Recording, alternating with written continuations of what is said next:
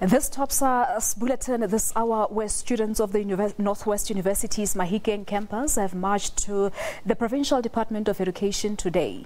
The students have handed over a memorandum demanding that security measures be strengthened at schools.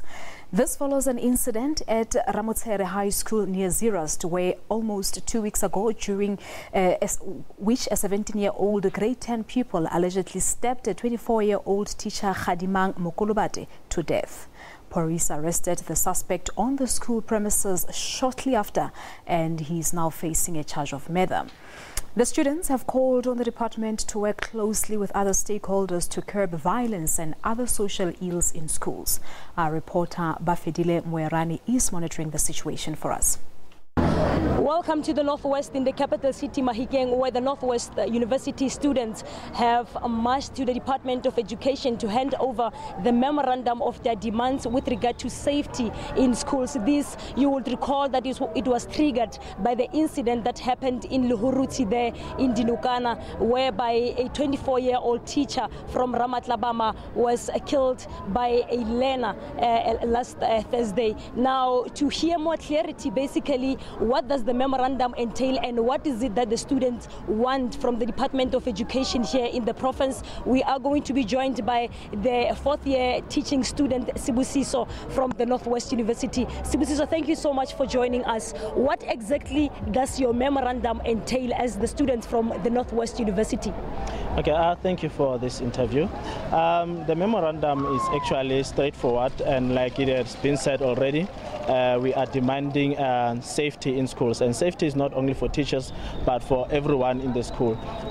The memorandum actually entails the clauses that are found in the South African Schools Act, of which there are provisions that are made that the Department of Education ought to make sure that we have security in schools. The Department of Education ought to make sure that there are no drugs, there are no dangerous objects that are allowed in the school premises, and so on. So what we are basically doing is that we are calling for the Department of Education to enforce these rules. I mean, one of the things that we are talking about is that as much as they say such objects, such drugs and whatsoever, they are not allowed in schools, there should be punishment for those people who are coming to the schools. And particularly nowadays we have seen that it seems as if the teachers are not appreciated. Whatever that the teachers are trying to do, they would tell the teachers to make sure that there's discipline in the school, but when they enforce discipline, they are being fought against. I mean, there's nothing that they can do.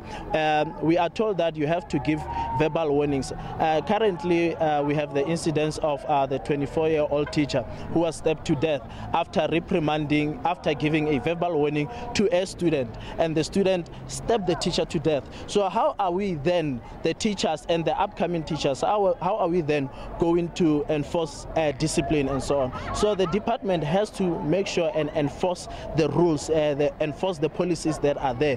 We have the South African Schools Act. An act is passed by the government, and therefore they must make sure that it happens, it takes place. So last week we engaged various stakeholders in the education fraternity who also stated that this is a societal issue, meaning that parents and everybody in society should be involved in trying to resolve this issue of safety. What can you say about this? To be honest, that's so heartbreaking to can hear people saying that whereas we have policies that govern safety and whatsoever in schools. We can never have a teachers' union, for example, telling us that this is a societal issue. Let them use the policies that are there. And then once the policies are enforced, that is when then we can have a way forward. And the society, nowadays the society is reluctant because they know that there is nothing that will happen. There's nothing that they can do. Right now you find that learners can do whatever they want because they know that the department, or rather the government, is by their side. I wonder that if the teachers' unions and whatsoever, in their silence, what are they saying? What kind of a nation are we trying to build if they are keeping quiet and they are now taking the responsibilities to the societies? It is not the societies that pay the annual membership fee. It is the teachers in schools. We also have the South African Council of Educators.